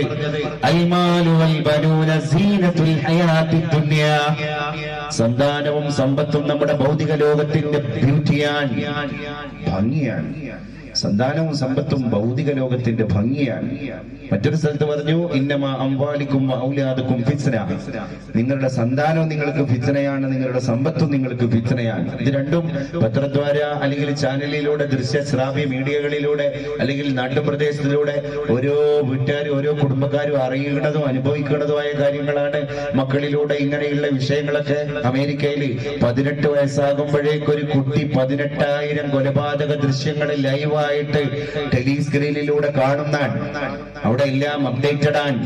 അതുകൊണ്ട് കുട്ടിക്ക് പിന്നെ 18 വയസ്സ് കഴിഞ്ഞ് അവൻ രാജ്യം അംഗീകരിച്ചൊരു പൗരനായി ഒരു ആയുധം എടുത്ത് പുറത്തിറങ്ങി ഒരു പിസ്റ്റൾ ഉപയോഗിച്ച് ഒരു AK-47 ഉപയോഗിച്ച് തന്റെ മാതാവിന്റെ നെഞ്ചിടത്തിലേക്ക് നിറയൊടിച്ചാൽ പോലും പ്രശ്നമില്ല. കാരണം എന്താ? ഈ 18 വയസ്സിന്റെ ഇടയിൽ 18,000 കൊലപാതകത്തെ കണ്ടവനാണ് ഞാൻ എന്നീ കുട്ടി യാതൊരു അസ്വാഭാവികതയില്ലാതെ മറുപടി പറയാൻ. അതുകൊണ്ട് ആദ്യം മക്കൾ ജനിച്ചു കഴിഞ്ഞാൽ പരിശുദ്ധ റസൂൽ സല്ലല്ലാഹു അലൈഹി വസല്ലം പറഞ്ഞു, ഒരുപാട് അച്ചടക്കങ്ങൾ വീട്ടിൽ നിന്ന് നമ്മൾ വളർത്തിക്കൊണ്ടുവരേണ്ടതുണ്ട്. അതിൽ വളരെ പ്രധാനമായ ഒന്നാണ് അയ്യുഹസ്സിന ഇസ്മഹു, നമ്മളെ കുഞ്ഞിന്റെ പേര് നന്നാക്കലാണ്. എല്ലാരും ചോദിക്കാറുണ്ട് പേരിൽ എന്തിരിക്കുന്നു, വാട്ട് ഈസ് ഇൻ നെയിം? പേരിലെല്ലാം ഇരിക്കട്ടെ. പേര് നന്നാക്കണം. പേര് മൊനീസുള്ള പേരായ പോലെ പേരിന്റെ അർത്ഥം കൂടി വേണം. ഒരു ചരിത്രം നടന്നിട്ടുണ്ട് 14 മുമ്പ്. യാതൊരു അനുസരണയില്ലാത്ത വികൃതിക്കാരനായ ഒരു പയ്യനെയും പിടിച്ചിട്ട് ആ പയ്യന്റെ ബാപ്പ 4.5 വയസ്സോ 5.5 വയസ്സോ ഉള്ള ഒരു കുട്ടീനെയും പിടിച്ചിട്ട് ആ കുഞ്ഞിന്റെ ബാപ്പ ഉമർ റളിയല്ലാഹു അൻഹുവിന്റെ അടുക്കലേക്ക് വന്നു. ഉമർ റളിയല്ലാഹു അൻഹുവിനോട് പറഞ്ഞു, ഖലീഫ ഉമർ തങ്ങളെ, അങ്ങ് അല്ലാഹുവിനോട് ദുആ ചെയ്താൽ എപ്പോ തന്നെ ഉത്തരം കിട്ടുന്ന ഒരു മുസ്തജാബ് ദുആ ആയ മനുഷ്യനാണ്. എന്റെ കുട്ടിക്ക് വല്ലാത്ത സ്വഭാവ വൈകൃതമുണ്ട്. അവന് ആദരവില്ല, അവന് അച്ചടക്കരാഹിത്യമാണ്, അവന് അനുസരണയില്ല, അവന് വിദ്വേഷങ്ങളാണ്, ഏത് സമയത്തും വിമുഖതയാണ്. അതുകൊണ്ട് എന്റെ കുഞ്ഞിന്റെ സ്വഭാവ വൈകൃതം ഒന്ന് മാറിക്കിട്ടാൻ ഉടയ തമ്പുരാനായ റബ്ബിനോട് ദുആ ചെയ്യണം ഉമർ തങ്ങളെ എന്ന് പറയാനാണ് ഈ പിതാവ് കടന്നു വന്നത്. പിതാവ് ഉമർ റളിയല്ലാഹു അൻഹുവിനോട് ഈ പരാതി പറഞ്ഞ ഉടനെ ഖലീഫ ഉമർ റളിയല്ലാഹു അൻഹു ചോദിച്ച ചോദ്യം എന്താ? ദുആക്കാൻ വരട്ടെ. മാദാ സമ്മൈത ഇബ്നക, നീ നിന്റെ കുഞ്ഞിനെന്താ പേരിട്ടത് എന്ന് ചോദിച്ചു. അപ്പൊ ഈ മനുഷ്യൻ പറഞ്ഞു അത്രേ, സമ്മൈതുഹു ജുഅൽ, ഞാൻ എന്റെ കുഞ്ഞിന് പേരിട്ടത് ജുഅല് എന്നാണ്. ജുഅല് എന്ന് പറഞ്ഞ അറബി വാക്കിന്റെ അർത്ഥം കരിവണ്ട് എന്നാണ്. പിന്നെ എങ്ങനെയൊക്കെ ഉണ്ടായിട്ടുണ്ടെങ്കിൽ അതിലപ്പുറം നമുക്കൊന്നും പറയാനല്ലോ. ഉമർ റളിയല്ലാഹു അൻഹു പറഞ്ഞു, ഇങ്ങനത്തെ പേരിട്ട് കണ്ട് കുഞ്ഞിന് ഇങ്ങനത്തെ സ്വഭാവം ഉണ്ടായിട്ടുണ്ടെങ്കിൽ അത് ദ്വാരന്ന് നേരെയാക്കാൻ ഉമറിനെ കിട്ടൂല. നമ്മൾ പറയാറുണ്ട്, you can do what you wish. പറഞ്ഞേച്ചു. അതൊരു നിരുത്സാഹനായിരുന്നു. എന്ത്? കുട്ടികൾക്ക് എന്തെങ്കിലും പേരിട്ട് കാണ്ട് രക്ഷപ്പെടുക എന്നുള്ളതിന്റെ നിരുത്സാഹനം. പണ്ടത്തെ കാലത്ത് ഒരു കുഞ്ഞ് പറഞ്ഞു കഴിഞ്ഞാൽ പള്ളികളൊക്കെ ഉണ്ടാകുന്ന ഒരു അവസ്ഥ എന്താ? ഉസ്താദിന്റെ അടുത്തേക്ക് ഒരു ബ്ലാങ്ക് A4 പേജാ കൊടുത്തേക്കല്. എന്നിട്ടോ ഉസ്താദ് ഉദ്ദേശിക്കുന്ന പേര് എഴുതുക. അതിൽ ബർക്കത്ത് വേണം, അതിൽ അർത്ഥസാരം വേണം. എന്നങ്ങനെയല്ല, A4 ഷീറ്റ് തന്നെയാണ് കൊടുത്തേക്കുന്നത്. അപ്പുറം ഇപ്പുറം ഫുള്ളായിട്ട് ഫില്ല് ചെയ്തിട്ടുണ്ടാവും. അപ്പൊ എന്താ? ഗൂഗിൾ ഉസ്താദ് പറഞ്ഞു കൊടുത്ത പേരുകളാ. നിങ്ങളൊന്ന് ആലോചിച്ച് നോക്കുക. അറബ് ഭാഷയായിട്ടോ ഫാരിസ് പേർഷ്യൻ ഭാഷയായിട്ടോ ഉറുദു ഭാഷയായിട്ടോ പുലബന്ധം പോലും ഇല്ലാത്ത ഒരുപാട് പേരുകൾ. എന്നിട്ട് ആ പേരുകൾക്ക് അമേസിംഗ്, ബ്യൂട്ടിഫുൾ, മിറാക്കിൾ എന്നൊക്കെ പറഞ്ഞാണ്ട് കുറെ അർത്ഥം കൊടുക്കാൻ വലിയ പണിയുണ്ടോ? എന്നിട്ട് ആ അർത്ഥം ഇന്റർനെറ്റ് ഒന്ന് നോക്കിക്കാണ്ട് ഇതിനിങ്ങനെ അർത്ഥം ഉണ്ടല്ലോ, എവിടുന്ന് കിട്ടിയെന്ന് ചോദിക്കുമ്പോഴേക്കാരും ഒരു പറയല് ഇംഗ്ലീഷിൽ ഗൂഗിളിൽ സെർച്ച് ചെയ്ത സമയത്ത് ഈ അറബി പേരിന്റെ നേരെ കണ്ടത് ബ്യൂട്ടിഫുൾ, അമേസിംഗ് എന്നാണ്. അപ്പൊ അമേസിംഗ് അല്ലേ, നൈസ് എന്നല്ലേ? എന്റെ കുട്ടിക്ക് ആ പേരെന്നായിക്കോട്ടെ, ആ പേരിട്ടു. മതപണ്ഡിതന്മാരുമായിട്ടോ അറബ് ഭാഷാ വിദഗ്ധരുമായിട്ടോ ഈ പേരിന്റെ അർത്ഥം ചോദിക്കാനോ അത് ഉറപ്പിക്കാനോ മുതിരുന്നതിന്റെ മുമ്പ് കുട്ടിക്ക് പേരിട്ട് കഴിഞ്ഞു.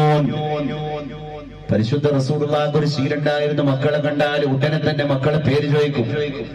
ഞാനിപ്പോ കടന്നു വരുന്നത് ബഹുമാനപ്പെട്ട അത്തിപ്പറ്റ ഉസ്താദിന്റെ ചാരത്ത് നിന്നാൻ. ശൈഖുനാന്റെ ആണ്ട് നടന്നുകൊണ്ടിരിക്കുകയാണ്. ഇന്ന് ശൈഖുന അത്തിപ്പറ്റ ഉസ്താദ് ലോകത്തോട് പട പറഞ്ഞിട്ട് 1 വർഷം പൂർത്തിയായിരിക്കുകയാണ്. മഹാനായ അത്തിപ്പറ്റ ഉസ്താദ് നമുക്ക് കാണിച്ചെന്നൊരു ശൈലിയുണ്ട്. മക്കളെ കണ്ടാൽ മക്കളെ പോലെ പെരുമാറുന്ന ശൈലിയാണ്. അത്തിപ്പറ്റ ഉസ്താദ് ഏത് സദസ്സിൽ പോയാലും കുട്ടികളെ കണ്ടാൽ കുട്ടിയാകും. അത് പള്ളിന്റെ ഉള്ളിലാണെങ്കിലും മുന്നിൽ ഇരിക്കുന്ന കുട്ടികളുണ്ടോ ആ കുട്ടികൾക്ക് മുസാഫഹ ചെയ്യും. എന്നിട്ട് അത്തിപ്പറ്റ ഉസ്താദ് ചെയ്യണ ശീലുണ്ട്. മോനെ പേരെന്താ? അപ്പൊ ആ കുട്ടി നല്ല പേര് പറയും. ആ കുട്ടിക്ക് നല്ല അർത്ഥമുള്ള പേരാണെങ്കിൽ പുറത്ത് കൊട്ടിയിട്ട് ആ കുട്ടിയെ ഒന്ന് അപ്രീഷിയേറ്റ് ചെയ്യും.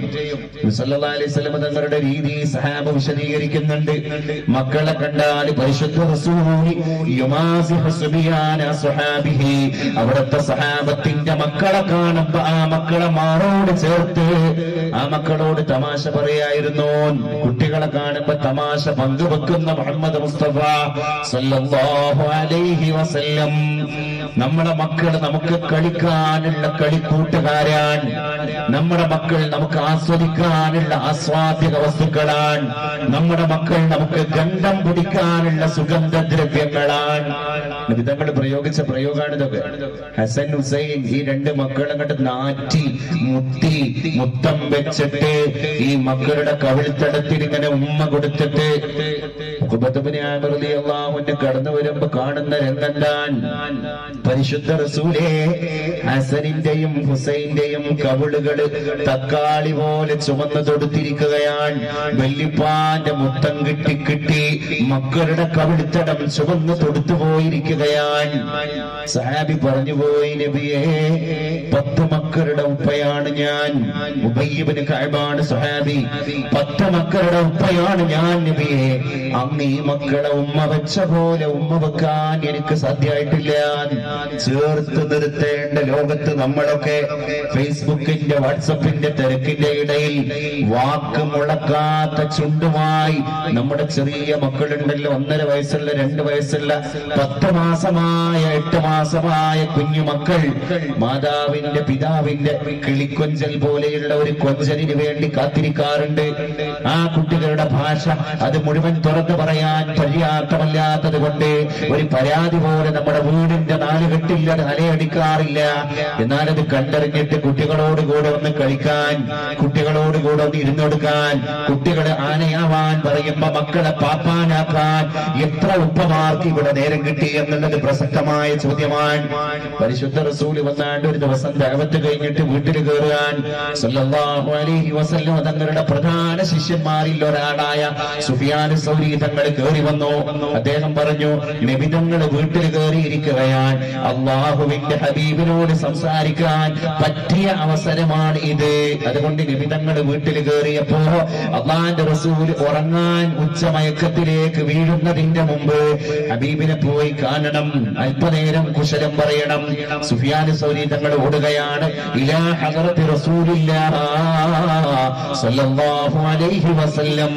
നബി തങ്ങളുടെ വീട്ടിൽ എത്തി നോക്കുമ്പോ നബി തങ്ങൾക്കുള്ള പണി എന്താണ്? ദഖൽതു അലാ റസൂലില്ലാഹി സല്ലല്ലാഹു അലൈഹി വസല്ലം. സുഫിയാൻ തങ്ങൾ പറയാൻ, എന്റെ ഹബീബിന്റെ റൂമിലേക്ക് ഞാൻ കയറി. അപ്പൊ എന്റെ ഹബീബ് എത്തിയിട്ടേ ഉള്ളൂ. അവിടുത്തെ നീളം കുപ്പായം ഖമീസ് പോലും മാറ്റിവെച്ചിട്ടില്ല. എന്താണ് നബി തങ്ങൾക്ക് പണി? ആയിഷ ബീവിയുടെ കട്ടിലിൽ കിടക്കാൻ പോയി കിടന്നതല്ല നബി തങ്ങള്. ഫഹുവ അലാ അർബഅ. ആ നേരത്ത് ഞാൻ നബി തങ്ങളുടെ റൂമിൽ കയറി നോക്കുമ്പോ ഞാൻ കണ്ട കാഴ്ച, എന്റെ പരിശുദ്ധ ഹബീബ് 4 കാലിൽ മുട്ടുകുത്തി ഇങ്ങനെ നടക്കുകയാണ്. വൽ ഹസനു വൽ ഹുസൈനു അലാ ദഹ്രിഹി. അവിടുത്തെ ഫാത്തിമാന്റെ മക്കളായ ഹസനും ഹുസൈനും പരിശുദ്ധ വല്ലിപ്പാന്റെ മുതുകിൽ കയറി ഇരിക്കുകയാണ്. ഈ 2 പേരമക്കളെ മുതുകിൽ ചുമന്നിട്ട് ഒട്ടകമായി പരിശുദ്ധ വല്ലിപ്പ ഇങ്ങനെ വേച്ച് മുട്ടുകുത്തി നടക്കുകയാണ്. വയഖൂൽ. എന്നിട്ട് നബി തങ്ങൾ ഇങ്ങനെ പറയാണ്, നിഅമൽ ജമലു ജമലുകുമാ. ഹസനെ ഹുസൈനെ, നിങ്ങൾ 2 പേരും യാത്ര ചെയ്യാൻ തെരഞ്ഞെടുത്ത ഒട്ടകം എത്ര നല്ല മുന്തിയ ഒട്ടകമാണ്. വനിഅമൽ യദ്ലാനി അൻതുമാ. യാത്ര ചെയ്യുന്ന ആളുകളുടെ കൂട്ടത്തിൽ നിങ്ങൾ 2 പേരും എത്ര ഭാഗ്യം ചെയ്ത യാത്രക്കാരാണ്. ഈ ഒരു സ്റ്റൈൽ ഉണ്ടല്ലോ, സ്റ്റൈൽ ഓഫ് ലൈഫ്, നമ്മുടെ ജീവിതത്തിലേക്ക് ഇങ്ങനെ ക്രിയേറ്റീവായിട്ട് നമ്മൾ കൊണ്ടുവന്നു കഴിഞ്ഞാൽ എന്തൊരു സന്തോഷം നമ്മളെ മക്കൾക്ക് ഉണ്ടാകും. കാരണം അത് നമ്മുടെ റൈഹാൻ പുഷ്പങ്ങളാണ്. സല്ലല്ലാഹു അലൈഹി വസല്ലം തങ്ങൾ പറഞ്ഞ അങ്ങനെയാണ്, റൈഹാനാനി, ഹസനും ഹുസൈനും എന്റെ റൈഹാനുകളാണ്. എനിക്കിങ്ങനെ ഗന്ധം പിടിക്കാനുള്ള എന്റെ സുഗന്ധ പുഷ്പങ്ങളാണ്. അതുകൊണ്ട് മക്കളുടെ വിഷയത്തിൽ ആദ്യം നമ്മൾ ചെയ്യേണ്ട കർത്തവ്യം അയ്യുഹസ്സിന ഇസ്മഹു, പേര് നന്നാക്കലാണ്. ഞാൻ പറഞ്ഞു കൊണ്ടുവന്നത് അത്തിപ്പറ്റ ഉസ്താദിന്റെ ശൈലിയിലൂടെ നബിതങ്ങൾ മദീനയിൽ കാണിച്ച ഒരു ശൈലിയാണ്. എന്താണത്? ഏത് മക്കളെ കണ്ടാലും പരിശുദ്ധ നബി പേര് ചോദിക്കുമായിരുന്നു. ഒരു ദിവസം മദീന മുനവ്വറയുടെ മസ്ജിദിന്റെ പരിസരത്തെ മണലാരണ്യത്തിൽ മരുഭൂമിയിൽ ഒരു പെൺകുട്ടി ഇങ്ങനെ ഓടിക്കളിക്കുകയാണ്. ആ പെൺകുട്ടിയെ അടുത്തേക്ക് വിളിച്ചിട്ട് പരിശുദ്ധ നബി ചോദിച്ചു, മസ്മുഖി, മോളെ നിന്റെ പേരെന്താണ്? അപ്പൊ ഈ കുട്ടി നല്ല ഉഷാറാക്കിയിട്ട് പേര് പറഞ്ഞു, ഇസ്മി ബർറ, എന്റെ പേര് ബർറ എന്നാണ് നബിയേ. അപ്പൊ ബർറ എന്നുള്ള പേരിന് അർത്ഥമുണ്ട്. അത് കമ്മിങ് ഫ്രം ബിർ. ബിർ എന്ന അറബി വാക്കിൽ നിന്നാണ് ബർറ എന്ന പേര് വന്നത്. ബിറിന്റെ അർത്ഥം ഗുണം എന്നാണ്. അപ്പൊ ഗുണവതി എന്നാണ് വാക്കിന്റെ അർത്ഥം. എന്നിട്ട് നബിതങ്ങൾ ഇങ്ങനെ ഒരു ആശ്ചര്യത്തോടുകൂടെ സർപ്രൈസ്ഡ് ആയി നിന്നു. എന്നിട്ട് ചോദിച്ചു, മോളെ എന്താ നിനക്ക് ഇങ്ങനെ ഒരു പേരിടാൻ കാരണം? ഈ മരുഭൂമിയിൽ ഇങ്ങനെ ഒരു പേര് ആദ്യമാണല്ലേ കേൾക്കുന്നത്. സംഗതി പേരിന് അർത്ഥക്കുണ്ട്. ബർറ പേരിന് അർത്ഥക്കുണ്ട്. ഗുണവതി എന്നാണ് അർത്ഥം. പക്ഷേ മോളെ നിനക്ക് ഇങ്ങനെ ഒരു പേരിടാൻ കാരണം എന്താ? പക്വമതിയായ ഈ കുട്ടി പറഞ്ഞു, പരിശുദ്ധ നബിയെ, എന്റെ ഉമ്മ പറയുന്നത് ഞാൻ കേട്ടിട്ടുണ്ട്. മരുഭൂമിയിൽ ആർക്കുമില്ലാത്ത, ഈ ഭാഗത്ത് ഒരാൾക്കുമില്ലാത്ത പേരാവണം എന്റെ കുഞ്ഞിന്റെ പേര് എന്നെനിക്ക് ആദ്യമേ നീയത്തുണ്ടായിരുന്നു. എന്റെ ഉമ്മ പറയുന്നത് ഞാൻ കേട്ടിട്ടുണ്ട്. അതിന്റെ അടിസ്ഥാനത്തിലാണ് ബർറ എന്ന പേരിട്ടത്. ഇത് കേട്ട പരിശുദ്ധ റസൂലി മോളെ വിളിച്ചിട്ട് പറഞ്ഞു, മോളെ അങ്ങനെയാണ് നിന്റെ ഉമ്മാന്റെ നിയ്യത്ത് എങ്കിൽ നിന്റെ പേരിനെ ഞാൻ മാറ്റിയിരിക്കുകയാണ്. സമ്മൈതുകി സൈനബ്, ഞാൻ നിന്റെ പേരിനെ സൈനബ് എന്ന് തിരുത്തി വായിച്ചിരിക്കുകയാണ്.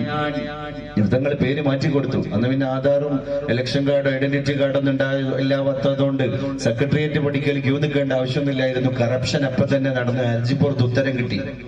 കുട്ടി വീട്ടിലേക്ക് ഓടിപ്പോയിട്ട് പറഞ്ഞു, ഉമ്മീ, എന്റെ ഉമ്മ പരിശുദ്ധ റസൂൽ എന്റെ പേര് മാറ്റി വിളിച്ചിട്ടുണ്ട് കേട്ടോ. സൈനബ് എന്നാണ് ഹബീബ് നബി തങ്ങൾ വിളിച്ചത്. ഉമ്മ അത് അംഗീകരിച്ചു കൊടുത്തു.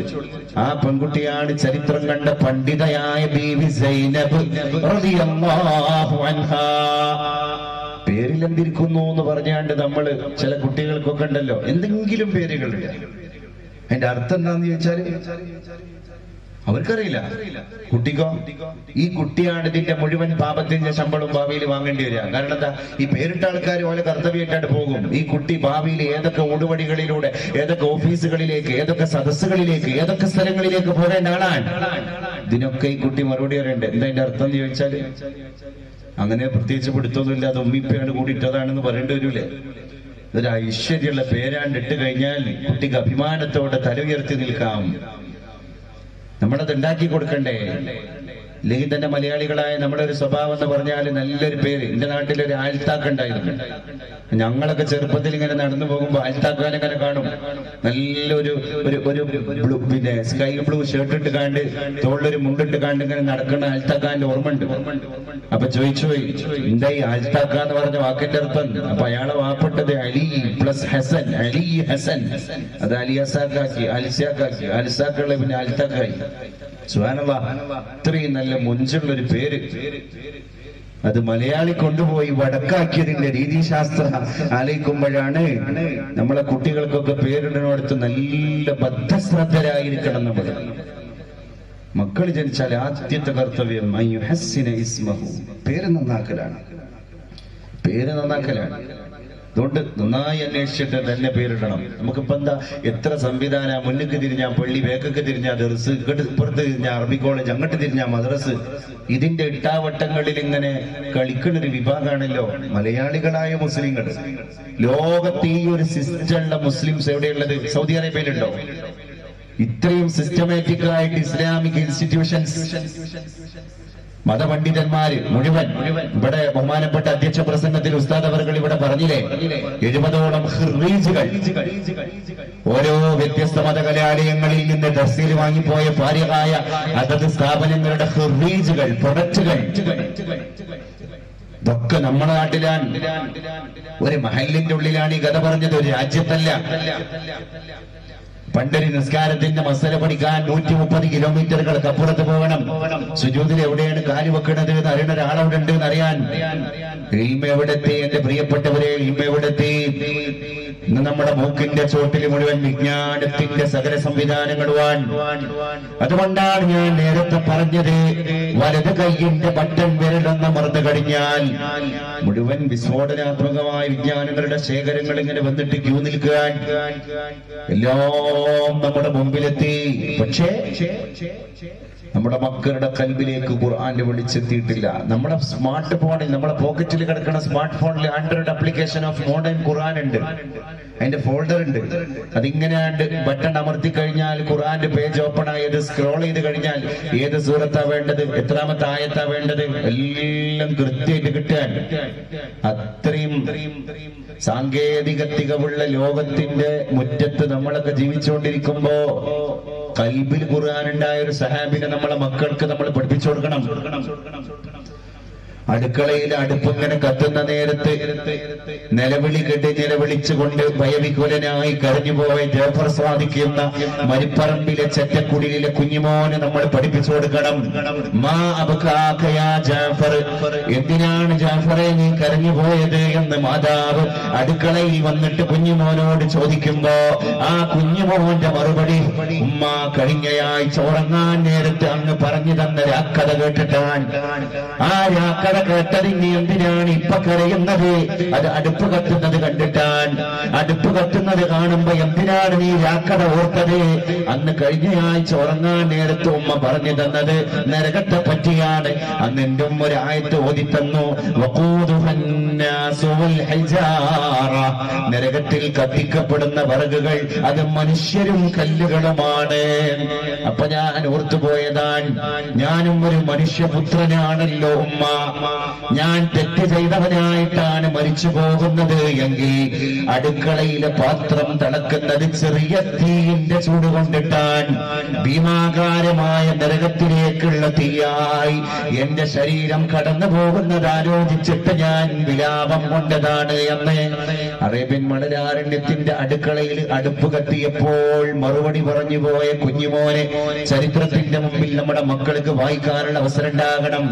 ആ കുട്ടിയാണ് ചരിത്രം കണ്ട ജാഫർ സാദിഖ് റളിയല്ലാഹു അൻഹു. ജാഫർ മോന് ചെറുപ്പത്തിൽ ചോദിച്ച ചോദ്യം ഇതാണ്, ഉമ്മ പറഞ്ഞു കൊടുത്ത രാക്കഥയുടെ ഇഫക്റ്റ് ആയിരുന്നു അത്. ഒരു മാതാവിന്റെ രാക്കഥക്ക് ഇത്രയും എഫക്റ്റ് ഉണ്ട് എന്നുള്ളത് നമ്മൾ കുട്ടികളിലൂടെ കാണാൻ. അപ്പൊ ഈ കുട്ടീനെ സമാധാനിപ്പിക്കാൻ വേണ്ടി ഉമ്മ പറഞ്ഞു അത്രേ, മോനെ നീ കൊച്ചു കുഞ്ഞല്ലേ, കുഞ്ഞുങ്ങളെ എങ്ങനെയാണ് നരകത്തിലേക്ക് വലിച്ചെറിയാൻ? കുഞ്ഞുങ്ങളെ അള്ളാഹു നരകത്തേക്ക് വലിച്ചെറിയില്ലല്ലോ, കരച്ചിൽ നിർത്താൻ വേണ്ടി. അപ്പൊ പക്വമതിയും ബുദ്ധിമാനുമായ കുട്ടി തിരിച്ചു ചോദിച്ചു അത്രേ, ഉമ്മ അടുപ്പത്തെ പാത്രത്തിൽ വെച്ച വെള്ളം തിളക്കാൻ വേണ്ടി അങ്ങേക്ക് വിറക് കത്തിക്കണം. വലിയ വലിയ വിറക് കൊള്ളിയാണ് എന്റെ ഉമ്മ ആദ്യം അടുപ്പൊക്കെ വെച്ചത്. ജാഫർ നോക്കുകയായിരുന്നു. എന്നിട്ട് വലിയ വിറക് കൊള്ളിക്കല്ല ഉമ്മ ഡയറക്റ്റ് ആയിട്ട് തീ കൊടുത്തത്. ആ വലിയ വിറക് കൊള്ളിയെ കത്തിക്കാൻ എന്റെ മാതാവെ അങ്ങ് വീണ്ടും മുറ്റത്ത് പോയി ചെറിയ ചെറിയ കൊള്ളിക്കഷ്ണങ്ങൾ കൊണ്ടുവന്നിട്ട് ആ കൊള്ളിക്കഷ്ണം കൂടി അടുപ്പിൽ വെച്ചു. അവ കത്തിച്ചതിന് ശേഷം അവയിലെ തീ കൊണ്ടാണ് വലിയ വിറക് കത്തിയത്. ഞാൻ കരയുന്നതും അതിനു വേണ്ടിയാണ്. ഉമ്മ വലിയ വിറക് കൊള്ളിയെ കത്തിക്കാൻ ചെറിയ വിറക് കൊള്ളി കൊണ്ടുവന്ന അങ്ങ് ഇവിടെ കണ്ടുവച്ച ഒരു കാഴ്ച പോലെ നരകത്തിലേക്ക് വലിച്ചെറിയപ്പെടുന്ന ഭീമാകാര ജീവികളായ മനുഷ്യന്മാരുടെ ശരീരങ്ങളെ കത്തിക്കാൻ എന്നെ പോലുള്ള 4-4.5 വയസ്സുള്ള കുഞ്ഞുമക്കളാകുന്ന ചെറിയ കൊള്ളികളെ അള്ളാഹു നരകത്തിലേക്ക് ഉപയോഗപ്പെടുത്തുമോ എന്ന് ആലോചിച്ച് കരഞ്ഞുപോയതാണ് എന്ന് മറുപടി പറഞ്ഞു പോയ കുഞ്ഞുമോൻ. ആ മക്കളെ കൂടി നമ്മൾ ആലോചിക്കേണ്ടേ പുതിയ ലോകത്ത്. കാരണം സംവിധാനങ്ങളൊക്കെ നമ്മുടെ ലോകത്തുണ്ടായി, എല്ലാം ഉണ്ടായി. പക്ഷേ ഈ കാര്യങ്ങളിലൊക്കെ തന്നെ ആലസ്യവും അനാസ്ഥയും നമ്മുടെ കുടുംബത്തിൽ തൊട്ട് തീണ്ടിക്കൊണ്ടിരിക്കുകയാണ്. അതിന് മറുപടി കൊടുക്കാൻ നമ്മുടെ മൂല്യങ്ങൾക്ക് സാധിക്കണം. ബിസ്മിക റബ്ബി ചൊല്ലി കടന്നിരുന്ന മക്കളെ നിങ്ങളുടെ ഓർത്തോക്ക് പ്രിയപ്പെട്ടവരെ. അല്ലാഹുവേ നിന്റെ പേര് കൊണ്ട് വളഅതു ജംബി, എന്റെ ശരീരത്തെ ഞാൻ ഇതാ ബെഡിലേക്ക് വെച്ചിരിക്കുകയാണ്. വബിക അർഫഉഹു, നാളെ നേരം പുലർന്നാൽ നിന്റെ തൗഫീഖ് ഉണ്ടെങ്കിൽ മാത്രമാണ് ഞാൻ ഉണരുന്നത്. അല്ലാഹുമ്മ ഇന്നം സത്ത നഫ്സി ഫർഹംഹാ, അല്ലാഹുവേ ഉറക്കിനിടയിൽ നീ എന്റെ ശരീരത്തെ പിടിച്ചു വെക്കുകയാണെങ്കിൽ അതിന് റഹ്മത്ത് കൊടുക്കണേ തമ്പുരാനെ. വഇന്ന റസൽതഹാ, അല്ലാഹുവേ നീ അതിനെ റിലീസാക്കി നാളെയും ഞാൻ ജീവിക്കണം എന്ന് തീരുമാനിക്കുകയാണെങ്കിൽ അതിനെ നീ സംരക്ഷിക്കണേ നാദ. ബിമാ തഹ്ഫദു ബിഹി ഇബാദക സ്വാലിഹീൻ, ഇതിലൊക്കെ തന്നെ ഇടപെടലുകളാണ് ഇസ്ലാം പഠിപ്പിച്ചുകൊണ്ടിരിക്കുന്നത്. നമ്മൾ അതിനെ ഉൾക്കൊള്ളുക എന്നുള്ളതാണ്.